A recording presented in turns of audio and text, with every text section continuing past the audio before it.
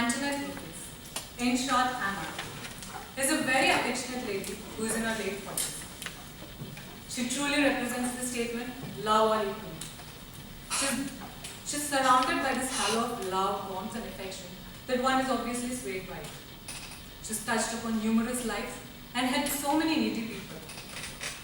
But life has been extremely brutal to her. She lost her husband at a very tender age of 26. Her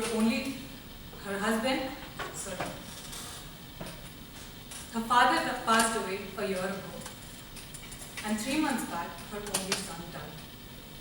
Good evening, Mr. Toastmaster, fellow Toastmasters, and my dear guests. I am Vasavya. Vasavya is the name of the first lady rationalist thinker known to Indians, and my dad named me after her. And I truly stand by that name. As a kid, I was a tantrum king. The slightest thing could put me into a fit of rage or trigger tears. For example, when I was 3 or 4 years old, this particular incident happened. I walk out from my kitchen with a glass of water for myself, and just then an aunt comes home. My mom asked me to get something for her, so I put my glass down, go back to the kitchen and get it. And while I'm back, my mom and aunt will do water away. Just to irk me, they do this 2 or 3 times, and I'm like fused out. So the last time, I go into the kitchen, and any guesses what I come out with? With knife. Exactly. I come out with a knife and threaten my mom and aunt that I'll kill myself if they drink the water again. Such unthinkable were my reactions. I even wrote a suicide letter when I was in my 6th class because my mom was telling me all the work and not my brother. So, in hindsight, I really wonder how my parents and siblings put up.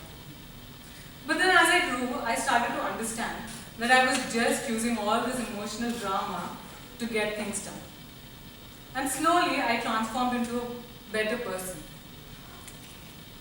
My friends call me one of the most tolerant, patient and a soft-spoken person. And then I developed into a very independent person and go about getting my things done all by myself. Of course, without any shadows of my childhood behavior. So, as I grew old, a particular incident happened when I was around 12-13 years old. A tree in my neighborhood was cut down. And why? All for the fact that it was shedding its leaves and the owners were unable to clean its litter. I was flabbergasted. How could we humans be so insane and indifferent to our very own mother, our Mother Nature? There is a series called Cosmos, wherein the author explains that if the evolution of a universe can be put into a 12-month calendar starting from January, we humans evolved on 15th of December, and whatever known history is documented happened in the last 14 seconds of 31st December. So young are we on this planet. Yet, our impact is so huge. We have melted the ice caps, drilled a hole in the ozone layer, depleted our water tables, and whatnot. We, through our ignorant ways, pose the greatest threat to our planet Earth. But I truly believe in the saying that drops of water make an ocean. And I wanted to be that drop. I started with small steps, like switching off the lights, and till today, I continue to do so. But I wanted to do something more, something larger, and that was when this wonderful opportunity struck me in the form of Accenture CSR EcoWatch initiatives, which I could lead for Hyderabad branch here in our Accenture premises. CSR stands for Corporate Social Responsibility, and EcoWatch is the wing under which we carry out a lot of environment-related activities. Through this, I've driven so many cleanup drives, plantation drives, sapling distributions, etc. And here is where I met Anna. Anna is the CSR lead for India. When her son passed away, I went to condole her, but I've hardly known her for 3 or 4 times.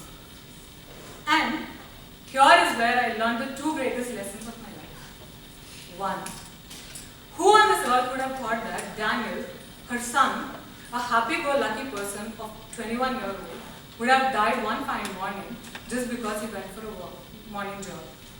That was when it struck me that there is no tomorrow. There is no guarantee that I might return home tomorrow, in the evening today. Now is all I have. There's so many things to do, so much to accomplish, but there may not be a tomorrow.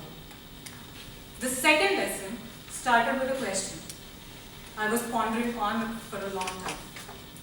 Why and what drove me to meet Anna? Why did I go to condole her when her son passed away, although I only knew her for 2 or 3 times, I met her for 4 or 5 times? The reason is that her love. Nelson Mandela says that love comes naturally, but hatred is taught. And to Anna, it has truly come naturally. We call her the shadow of Mother Teresa. I may not be an Anna, but I surely want to walk in her footsteps. With these two great lessons, and with a bag full of things to accomplish, I, Vasavya, want to live a life as though there is no tomorrow. Thank you.